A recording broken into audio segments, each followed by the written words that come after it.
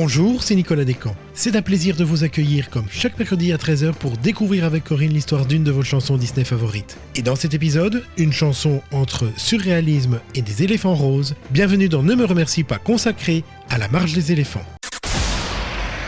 Ne me remercie pas.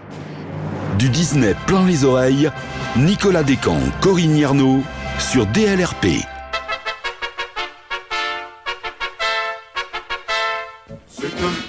C'est eux, ils viennent à la queue, le rataplan. Voici les éléphants, ça y est, c'est clair, oui, cette fois c'est la guerre.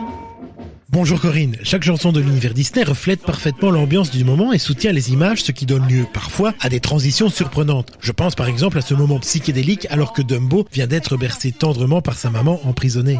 Bonjour Nicolas, tu veux parler de ce moment qui suit la bouleversante chanson Mon tout petit, alors que pour réconforter l'éléphanto, Timothée lui propose de boire un seau d'eau. Un seau d'eau qui en fait est rempli de champagne. Survient alors une scène terrifiante pour le petit. Des bulles de savon qui se transforment en éléphants roses, débutant un défilé obsédant, voire cauchemardesque. Et les formes s'enchaînent jusqu'à ce que le soleil levant voit Dumbo se réveiller au sommet d'un arbre. Mais effectivement, voilà une scène qui semble tellement étrange dans le monde de Disney. Surtout quand on pense à l'époque de sa conception. Nous sommes en 1941. Pour l'époque du film, cette séquence est très novatrice. L'explication tient dans la passion de Walt Disney pour le surréalisme. Ce n'est pas la première fois qu'il y a recours, et cet intérêt sera plusieurs fois manifesté. En réalité, Walt et son frère Roy sont des admirateurs de ce mouvement artistique créé par André Breton. Et ce n'est pas étonnant, puisque la caractéristique de ce mouvement, c'est de n'obéir à aucune règle et de placer au-dessus de tout le rêve et l'imagination.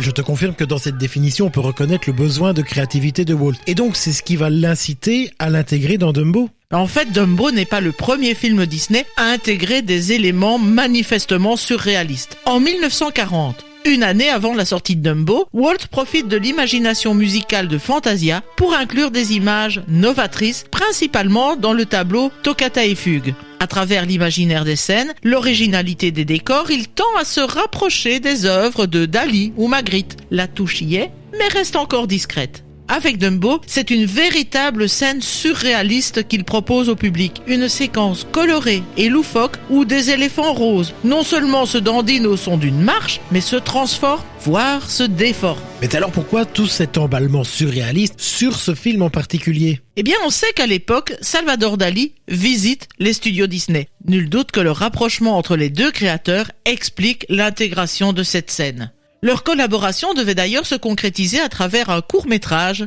Destino. Mais il est difficile de voir deux génies collaborer. Destino devenant plus une œuvre d'alien que disneyenne, le projet se trouve dans une impasse. Et si on ajoute à cela un budget qui explose, on a toutes les raisons de le voir rejoindre le tiroir des projets inachevés. Il ne sera repris qu'en 2003 par Roy Disney, le neveu de Walt. Bon, on s'éloigne un tout petit peu, revenons-en à ces éléphants roses, une scène assez importante dans le film, je crois. Tout à fait, puisque sur ce tout petit film qui dépasse à peine 1 heure, la scène dure 4 minutes 30 et se découpe en 4 phases. Tout d'abord, dès l'apparition du premier éléphant, le voilà qu'il se multiplie. Les pachydermes deviennent des musiciens jouant de la trompette, tambour, cymbales. Ils sont tellement nombreux qu'une explosion nous entraîne vers la scène suivante. La musique prend alors des allures orientales et voilà les éléphants qui se transforment en chameaux, fakirs, danseuses. Sonnerie de trompette, le rythme ralentit, des éléphants au contour plus flou valsent en compagnie de patineurs. Mais la musique s'emballe à nouveau, les éléphants virent à l'orange vif et à nouveau se multiplient avant de se transformer à vive allure. Automobile, ski nautique, montagne russe, train, jusqu'à l'explosion finale où tout retombe.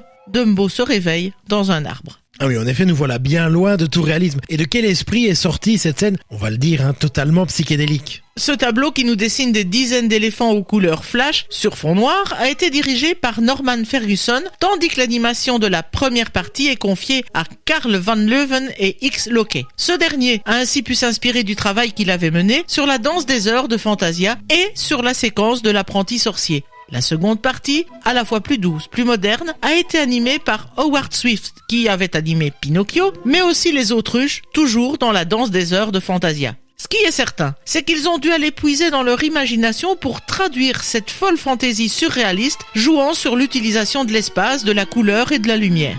Le duo des Nine Old Men, Frank Thomas et Holly Johnson, salueront d'ailleurs l'exploit de traduire la rêverie bizarre de l'éléphant en jouant sur la surprise au-delà de tout raisonnement. Et toute cette séquence est bien sûr soutenue par une marche aux allures assez entraînante. La musique du film sera confiée à 2 compositeurs fétiches chez Disney. Il s'agit de Frank Churchill et Oliver Wallace. Churchill, lui, avait travaillé sur la célèbre série des Silly Symphonies et Wallace était le compositeur des Mickey Mouse. C'est à Wallace que l'on doit 2 des chansons du film, Voir voler un éléphant et la fameuse marche des éléphants qui anime les pachydermes roses. J'ai vu un mille-pattes taillé aux Carpates, un écureuil casser la grêle à l'œil.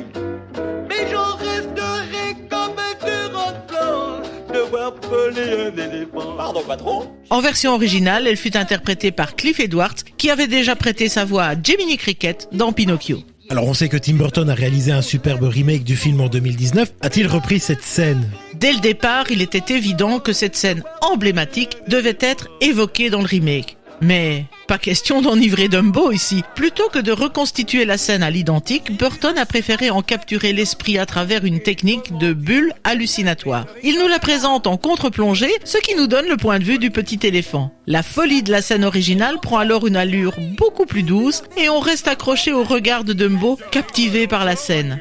De cette façon, nous sommes tous invités à réagir de la même manière et nous laisser émerveiller par le spectacle d'un doux réalisme. La marche y est présente, mais a été arrangée pour coller avec la beauté du spectacle. Surréalisme romantique ou allure martiale, des éléphants roses qui nous entraînent dans un monde de rêve. Merci Corinne de nous avoir entraînés dans cette marche psychédélique et à bientôt pour nous faire découvrir une nouvelle chanson dans Ne me remercie pas. Et quant à vous d'ailleurs, n'oubliez pas que vous pouvez retrouver l'intégralité de ces épisodes sur notre radio, sur dlrp.fr et en vous abonnant à notre podcast sur votre plateforme favorite. À bientôt Corinne. À bientôt Nicolas. Allez-vous-en, allez-vous-en, c'est affreux. Il n'y a que la marche des éléphants. Oh, oh, oh. Des éléphants, des éléphants. Rendez-vous mercredi prochain pour un nouvel épisode de Ne me remercie pas sur DLRP.